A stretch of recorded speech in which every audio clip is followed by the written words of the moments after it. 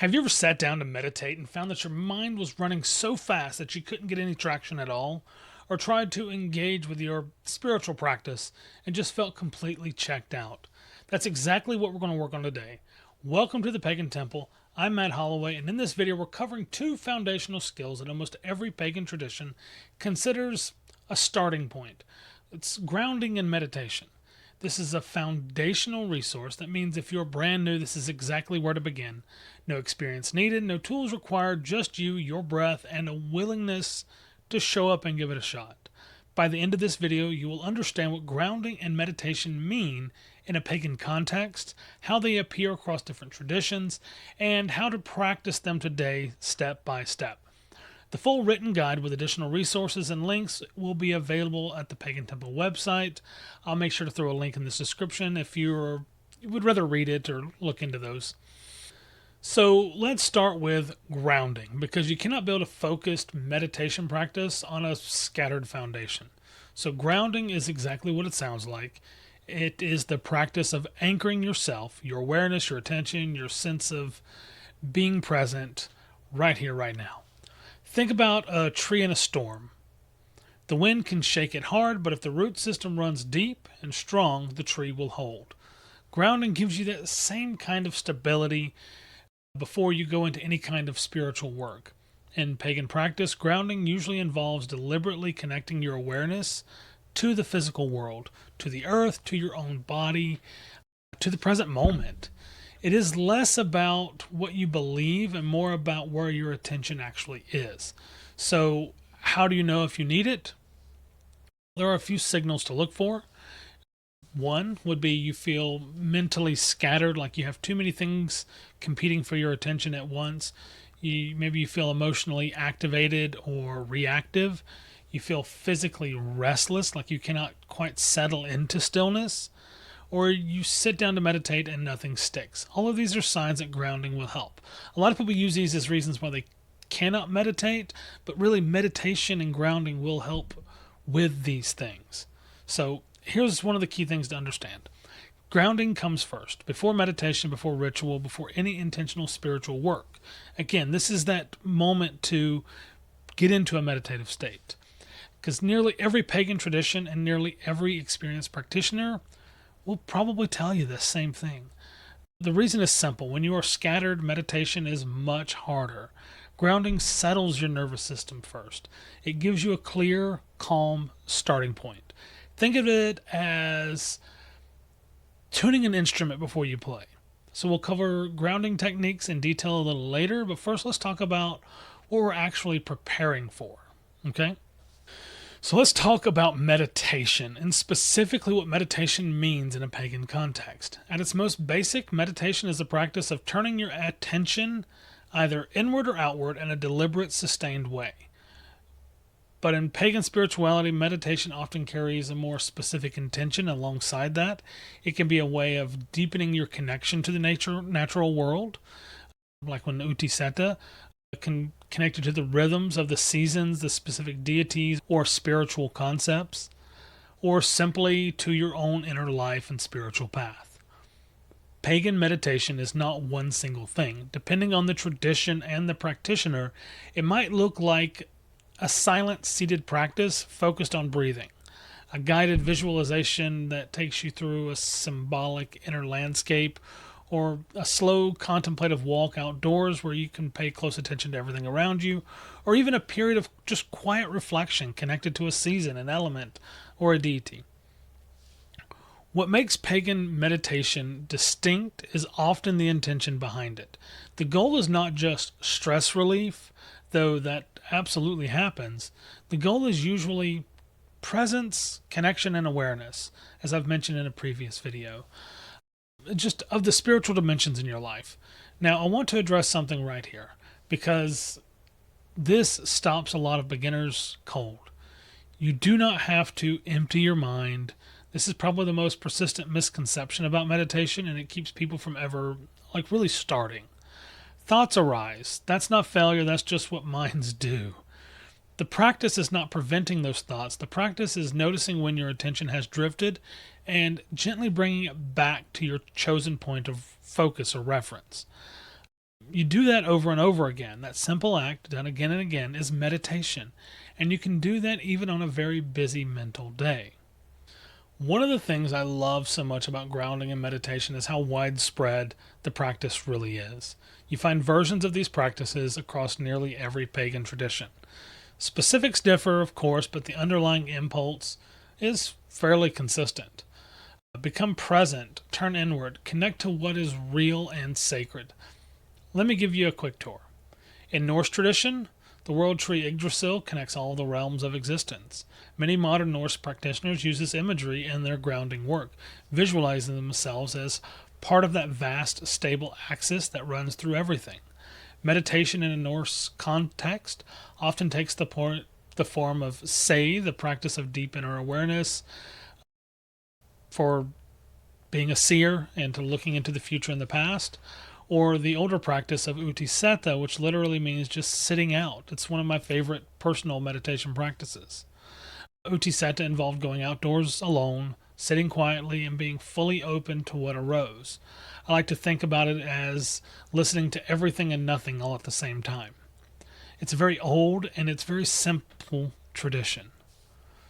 In Celtic traditions, the land itself is understood as alive and sacred. Grounding in Celtic practice often means deliberately connecting to a specific place, a specific tree, body of water, a spring, a lake, a river, a particular stone or mountain, just as a spiritual anchor, if you will. Meditation frequently involves visualization of the other world or sitting in receptive awareness in nature. In Hellenistic practice, philosophical contemplation was understood as a path toward wisdom and connection with the divine. Structured inward reflection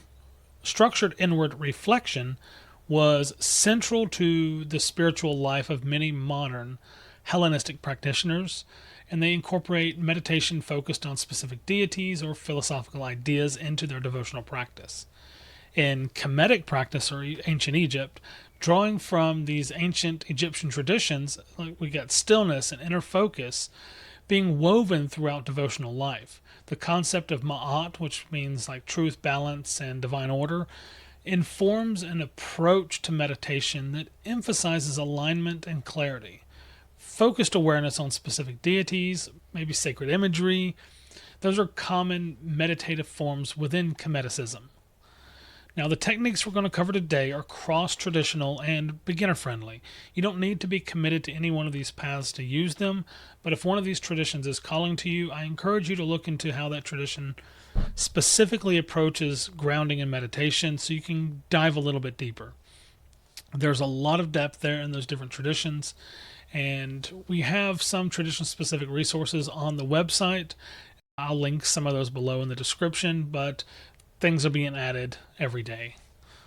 All right, let's get practical. I'm going to give you 3 grounding techniques. People are different, and what clicks for one person might not click for another. So I want you to try all 3 and notice which one you're actually might want to use. The first technique is called, we'll say, tree roots visualization. This is probably a most widely used grounding practice and most pagan and earth-based spirituality. I invite you to sit or stand comfortably, close your eyes, and take 3 slow, deep breaths. Now imagine roots growing down from the soles of your feet. If you're sitting, you can imagine them from the base of your spine. These roots push down through the floor, through whatever is beneath you, and down into the earth. Let them travel deep, past the soil, past the stones, down to the stable, quiet core of the earth. Now, on your next inhale, imagine a calm, steady energy from the earth traveling back up through those roots and filling your body. From the feet upward, steady, present, and here. On your exhale, release any scattered thoughts or restlessness back down through the roots and into the earth. Do this for several breaths. When you feel settled, bring your awareness back to the room. Wiggle your fingers and toes.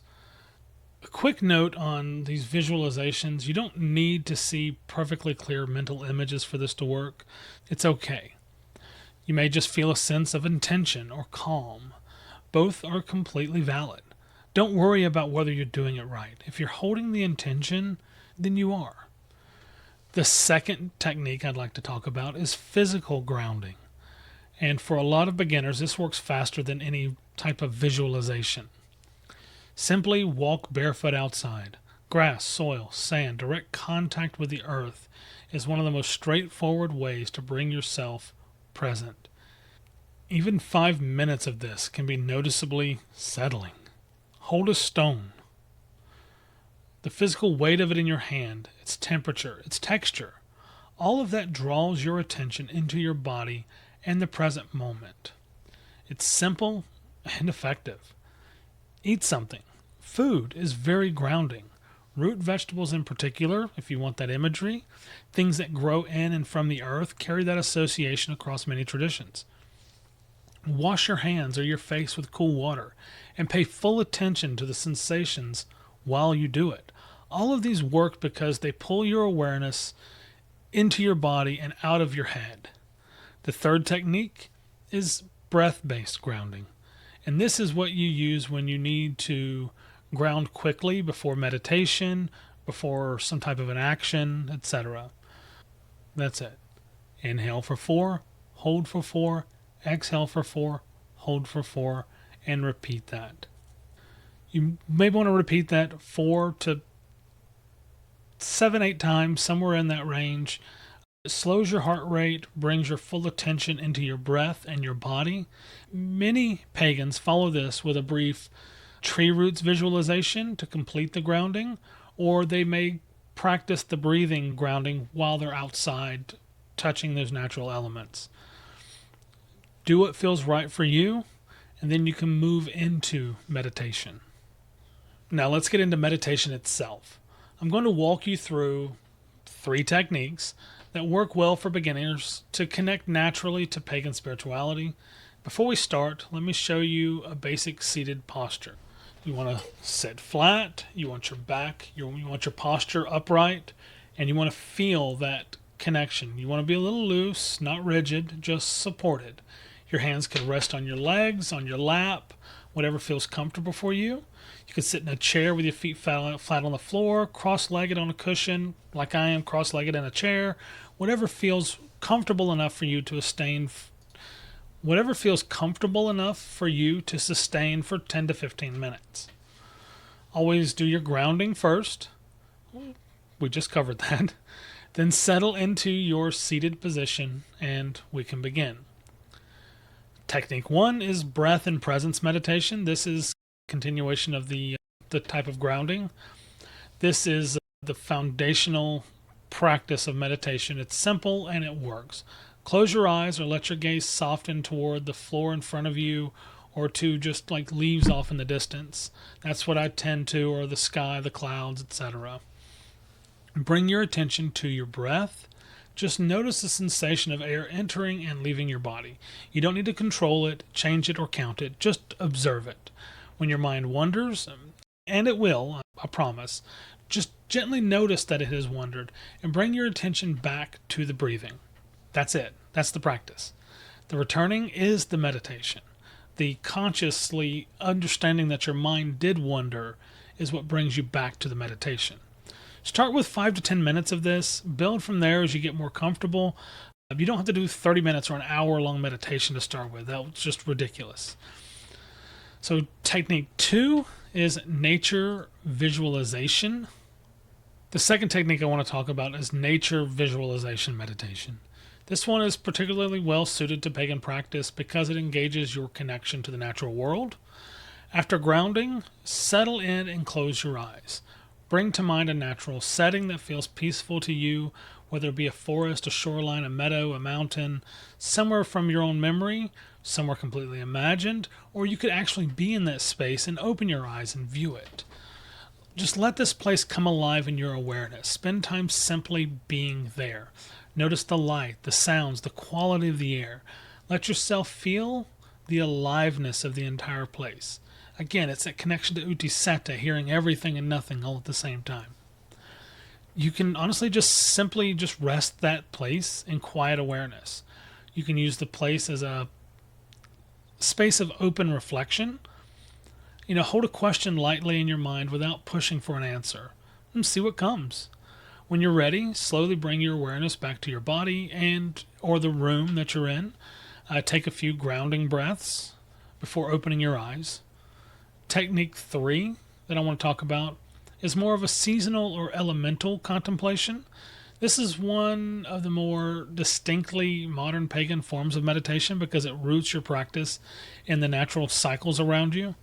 Choose a focus point. It could be one of the classical elements, earth, air, fire, or water, or the quality of the current season that you're in. Like we're jumping into spring now. Just think about what's alive, what's moving in the natural world right now. Ground and settle, then bring your chosen focus into your awareness and hold it with open curiosity. You're not analyzing it, you're not sitting with it in a way that you might sit with a piece of music. Just receiving it, noticing it, and seeing what comes from it. After 10 to 15 minutes, return to your breathing and your body before opening your eyes or moving in your awareness. This is one where I really encourage you to keep a journal nearby. The insights that come through elemental or seasonal contemplation, or really any of these forms of meditation, often makes more sense after you write them down and then study back on that later. Before we wrap this video up, I want to address a few things that trip up a lot of new beginners. First, you don't have to clear your mind. I said it earlier and I say it again because it matters. Meditation is not about having no thoughts. It's about what you do when those thoughts arise. You notice them, then you return to the meditation.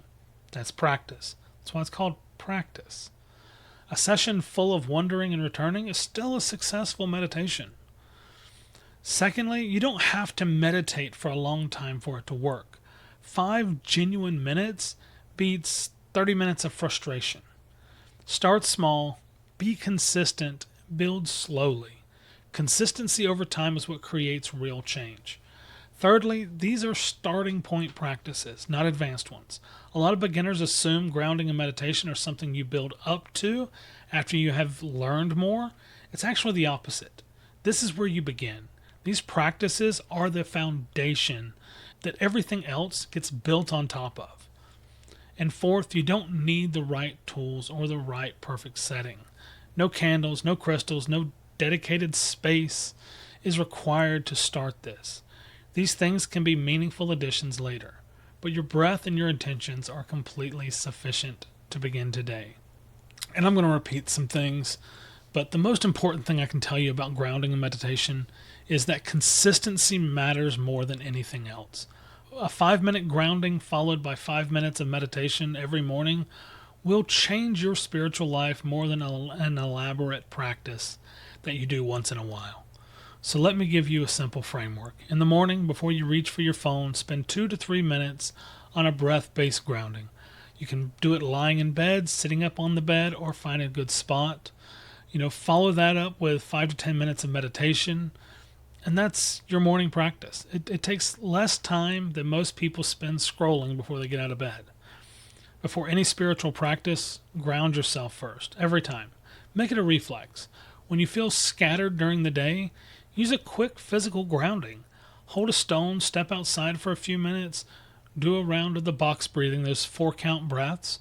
You don't always need a full seated session. And before sleep, try to throw in a brief meditation. It can help you set down the weight of the day and to be able to rest more fully. Here's a challenge for you. Try grounding, followed by 5 minutes of breath and presence meditation every morning for 1 week. That's it. 7 days. 7 times. Notice whether anything shifts in your focus, your mood, or your sense of connection to your spiritual path. I think you might be surprised what you find. Okay, let's bring it all together. Grounding is the practice of anchoring your awareness to the present moment and the physical world, creating a calm and stable foundation before any spiritual work is done. Meditation, in a pagan context, is the practice of turning your attention inward in a focused, intentional way, often with the goal of deepening your connection to nature, the divine, or your own spiritual path. Your 3 grounding techniques, the tree roots, visualizations, the physical grounding, and box breathing. Your 3 meditation techniques, like breath and presence, nature visualization, and like seasonal or elemental contemplation. Some people even like to contemplate on the Elder Futhark runes and their meanings. That's a valid practice as well. Now, for some homework, pick one grounding technique and practice it before 5 minutes of whatever meditation technique you would like every morning for a week.